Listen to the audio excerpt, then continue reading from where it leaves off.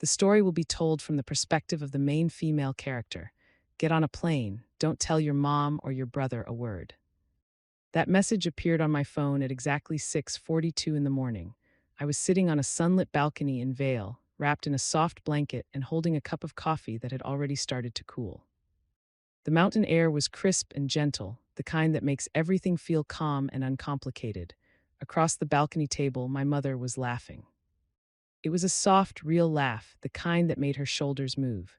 My brother had just said something, and for a moment they both looked relaxed, almost normal. For the first time in 20 years, it looked like I belonged there, like maybe they actually wanted me back in their lives. Then my phone buzzed, a text from an unfamiliar number, just a single line. Get on a plane, don't tell your mom or your brother a word. Those few simple words turned the warm morning air into something sharp and cold. 12 hours later, I was standing at the arrivals gate of a small airport in Wyoming. A man wearing a gray suit stood near the exit holding a sign with my name printed across it. Two police officers stood quietly beside him. When they brought me into a small conference room and told me what they had discovered, the entire equation of my life changed. I don't remember collapsing. I only remember opening my eyes again beneath harsh white office lights. Someone was kneeling beside me. A medic. Count backward from 10, he said calmly. Welcome to Turning Table Stories. As I sit here with my coffee and watch the world move around me, I'm reminded that life rarely follows the path we expect. Sometimes everything shifts in a single moment. Where are you guys watching from? What is your favorite drink or time of day right now? I really look forward to reading your comments. But first, let's go back to the truth waiting behind those doors. I didn't confront them. I didn't storm into their hotel suite demanding to know why a stranger had warned me to run. The younger version of me might have done that. Back then, I still believed that somewhere deep down they might tell the truth, but the woman I had become knew something different.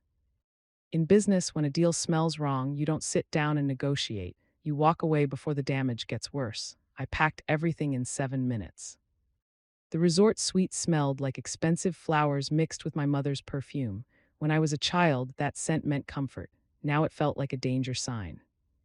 I moved quickly and methodically, like an auditor reviewing numbers. No tears, no questions. I opened my laptop, purchased a one-way flight, and requested a quiet checkout at the front desk. My heart was pounding hard enough to echo in my ears, but my hands stayed steady. This wasn't panic, it was accounting. When the plane lifted off from Colorado, I stared out the window at the dark outline of the mountains below. All I could think about was how easily I had fallen for it again. I was 31 years old. I had built a farming software company from the ground up, an app now valued at $87 million. I had survived everything life had thrown at me. But my mother knew exactly which weapon still worked on me: cancer. 3 weeks earlier, she had called me with a fragile voice that sounded nothing like the woman I remembered. She said doctors had discovered early-stage cancer. She even emailed a medical report from a well-known clinic in Boston. Normally, I verify everything. That's what CEOs do, but cancer is a master key. It unlocks the one door every child still hopes will open. For a brief moment, I stopped being a CEO. I became a daughter again. After 20 years of silence, I believed her. There's a strange gravity that pulls at children who grew up without love. It's like an invisible chain tying us forever to the people who hurt us first. We can build companies, we can create success. But somewhere deep inside, we're still waiting for that one genuine moment of affection from a parent. It's like paying a subscription for a service that shut down years ago. I had been the silent investor in their version of a family. Vale was supposed to be the reward. Instead, it was a trap. When my flight landed in Wyoming, the sun was barely rising.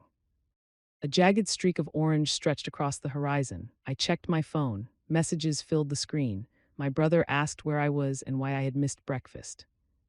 My mother sent heart emojis followed by a message asking if I was okay. Their kindness felt like a bank account they had abused for years, and I was finally closing it. Walking into that airport meeting room wasn't fear, it was control. I wasn't the girl they could discard anymore. I was the one holding the evidence, and this wasn't revenge, this was accounting. To understand why I walked into that room without hesitation, you need to understand the night I stopped being a daughter. I was 11 years old. It was a Tuesday. The Wyoming sky hung low and heavy over the valley. In my house, love wasn't something people felt. It was something they performed. and I was the only one who didn't know the script. I remember the smell of burning wood from the stove and the sharp edge of smoke filling the kitchen. I had just come home from the school science fair. In my hand was a ribbon. My heart was racing because I thought, just once, my mother might look at me with pride, but my brother had already taken center stage. He had snapped an old silver necklace. It belonged to my great-grandmother, a family heirloom my mother treated like a sacred object. He stood there at 12 years old, already skilled at silent denial. My mother didn't yell. She didn't question him, she simply looked at the broken necklace on the floor, then she looked at me. Her eyes were colder than the Wyoming winter. In that instant, I could see the calculation happening behind them. She needed someone to blame, someone expendable, and I was the easiest asset to remove. "I know it was you, Gina," she said calmly. Her calmness was always the scariest part. "You've always been jealous of your brother." I tried to speak. I tried to show her the ribbon, but she had already moved to the next step. She walked to the hallway closet and pulled out an old duffel bag. Inside, she stuffed 3 sweaters and a pair of jeans. The bag smelled like sawdust and damp dirt, like something forgotten.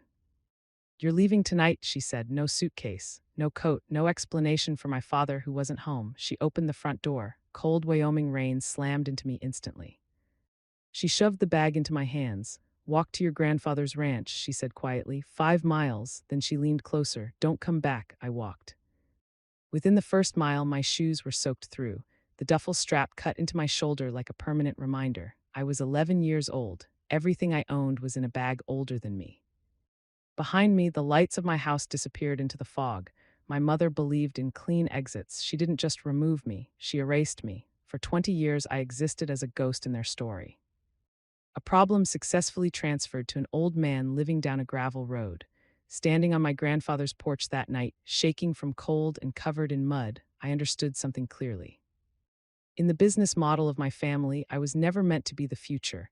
I was a phase, a bad investment. My grandfather didn't ask questions when he opened the door. He didn't call my mother. He didn't argue. He simply took the duffel bag, wrapped me in a blanket, and told me the rain always stops eventually. He was the one who taught me the most important rule. When someone shows you they don't value you, believe them the first time. It took me 20 years to realize my mother had never changed. She simply wanted to buy back the stock she dumped when I was 11. Now that it was worth millions, I sat in the attorney's office. The room smelled like leather and quiet honesty, something my mother abandoned a long time ago. The attorney had worked for my grandfather for 3 decades. He protected the things my mother always tried to sell. He didn't offer sympathy. He handed me a yellow folder. "She's been very busy," he said quietly. I opened it. My mother had exploited a clause in my grandfather's trust. It allowed assets to be sold if a beneficiary had been absent for many years. She claimed my 20-year absence meant she could liquidate property for maintenance. Using that loophole, she secretly sold the water rights tied to my land. Water is everything for a Wyoming ranch. She sold it to pay off my brother's $725,000 gambling debt. I didn't gasp, I didn't cry, I just felt stunned by the speed of their betrayal. I had been the one keeping them financially alive. And they were draining everything they could before the well ran dry. My mother treated my future like a credit card, and my brother was the purchase. My company might have been worth $87 million, but most of that value was locked in contracts and investments. The trust fund was different, $6,300,000. Liquid, real money, the only money they could reach, and they were desperate to take it. "Freeze it," I said. My voice sounded flat. I signed the documents slowly and carefully. Each signature felt like another brick in a wall between us. Right then, my phone started buzzing. A message from my brother. "The car isn't ready at the shop." "Fix it now, Gina." 2 minutes later, my mother texted. "Gina, why can't I access the house fund? This is embarrassing. We're trying to buy something. Call me immediately." I didn't respond. I didn't even look twice at the screen. The messages stacked up like unpaid debts. I wasn't shouting. I wasn't angry. I was clinical. They weren't worried because they loved me. They were worried because the money pipeline had stopped. Inside the office, my phone screen glowed brightly. This wasn't just family drama anymore. This was a shutdown. I looked at the woman sitting beside the attorney. The investigator. She didn't look dramatic or mysterious. She looked like someone who ran security for billion-dollar companies. Calm, precise. She didn't say she felt sorry for me. She simply opened her laptop and rotated it toward me. I found their plan B, Gina, she said. Her voice was as cold as a medical report. The screen showed text between my brother and a guy with a criminal record for scary stuff. The words were as cold as the snow in Vale.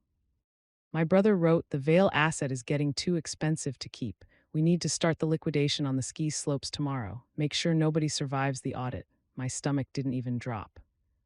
I didn't feel like that scared little girl with the duffel bag. I just felt a sharp, clear feeling. They weren't just trying to take my money. They were trying to get rid of the person who owned the trust. They knew my will left my $87 million company to charity. Their only chance was to make me disappear before I could officially lock down the family trust. That was the only money they could still steal. But then the investigator showed me the text that officially ended our bond. It was from my brother to my mother, sent 2 days before our trip. "Gina is refusing to give up the trust. I am going to have the contact close the account. It will look like a tragic fall." My mother's answer was 8 words that made every childhood memory feel fake. "Do what you have to do.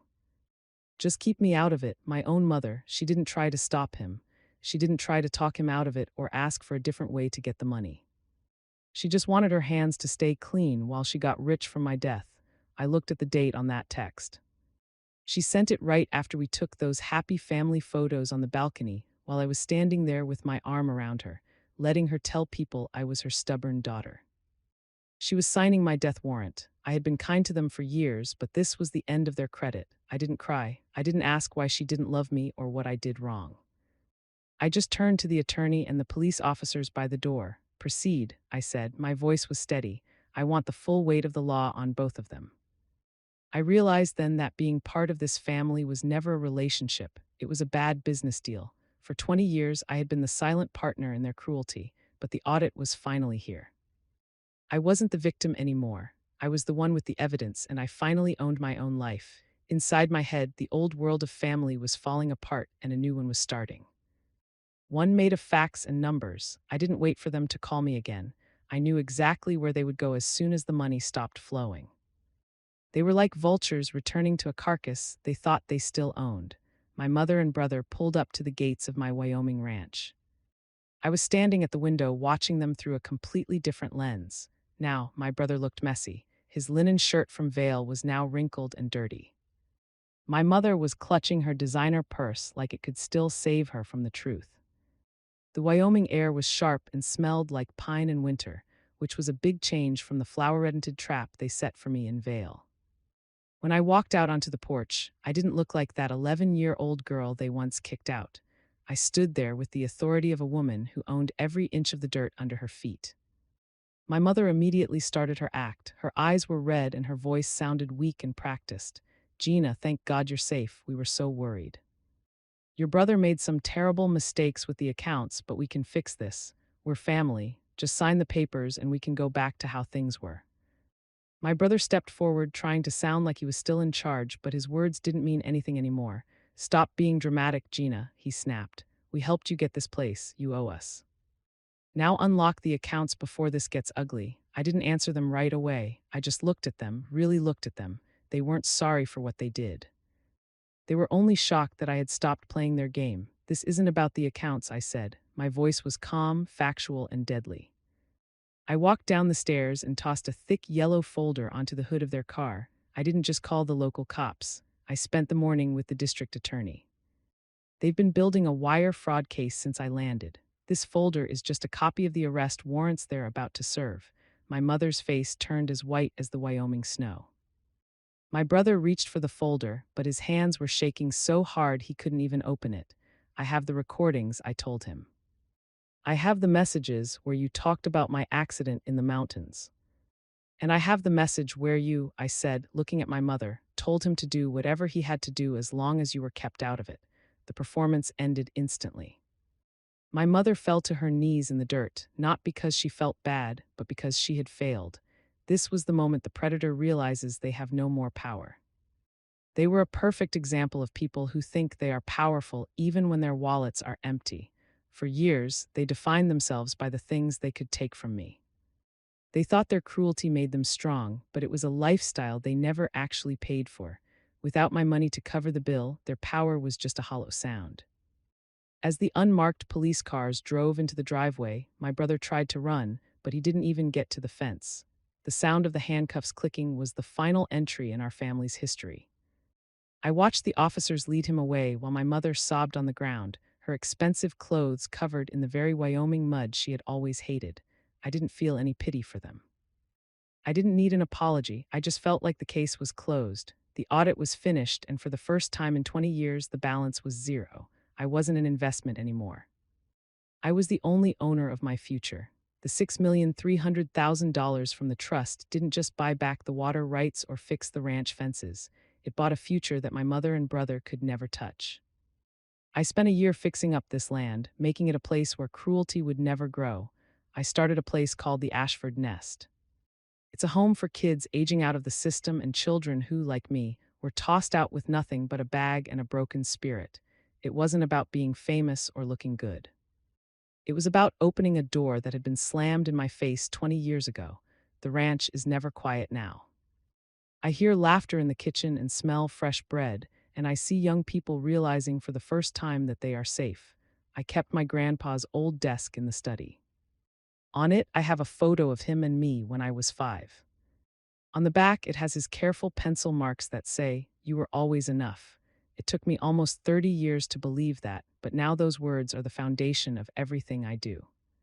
Exactly 1 year after the trial, the attorney called me to give me one last envelope. It was a letter from my grandpa written in his shaky handwriting. "Dear little bird," he wrote. "I'm sorry I couldn't fight louder while I was here, but I hope you know that every day you lived on your own, you proved that love isn't about blood. It's about choice. I chose you every single day." I folded that letter and held it against my chest. I felt a warmth that no amount of snow could ever chill. My mother and brother are like ghosts now, living in a world they built for themselves. I am surrounded by the family I chose, the people who show up and the people who stay. I've realized that we spend too much of our lives waiting for an apology that will never come or trying to get a seat at a table where we were never really welcome. If you ever find yourself in a spot like that, standing in the rain while the people who are supposed to love you watch from the dry side of the glass, remember this.